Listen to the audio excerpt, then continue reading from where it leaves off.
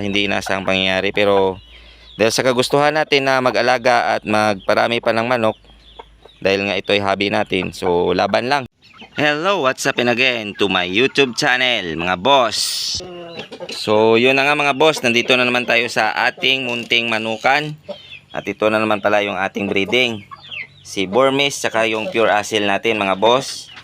Update ko lang kayo dito sa pangyayari dito sa aking munting manukan.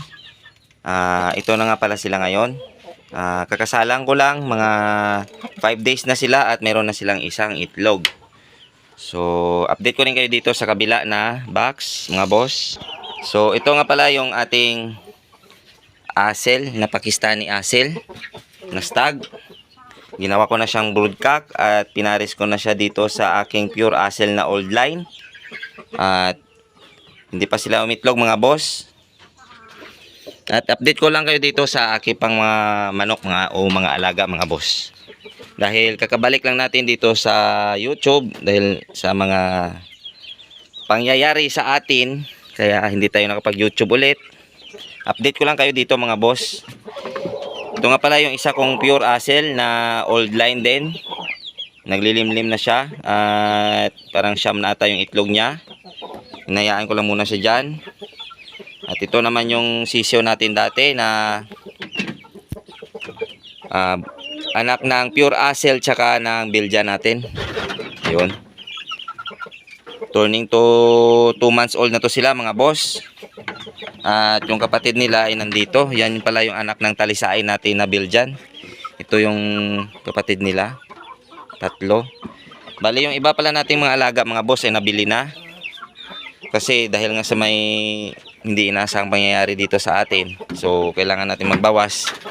At ito mga native natin yan mga boss na binibreed para na pag may kailangan tayong pangkatay o panghanda sa birthday, meron tayong pang mahuhugot o maibibenta, mga ganon. At ito naman yung update dito sa ating mga hen. Ito malapit na to siyang nangitlog at pinapakastahan ko lang siya. Bali yung ginagawa ko dito mga boss, parang battery cage lang. Pinapakastahan, tapos pag umitlog sila, edi kukunin ko tsaka incubate ko lang. At ito nga pala yung isa nating Burmese na hen. At meron din siyang isang itlog ngayon.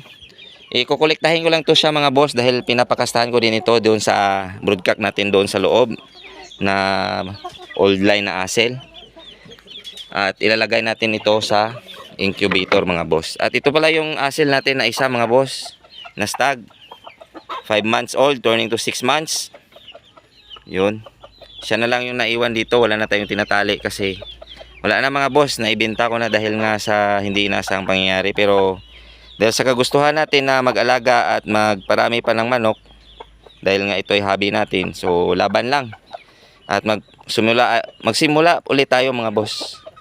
So ito lang muna yung update ko dito sa aking munting manukan. At sa mga sumusuporta sa akin, maraming salamat. At sana ipatuloy nyo pa rin akong suportahan kahit na medyo nawala ako. At babalik na naman tayo mga boss.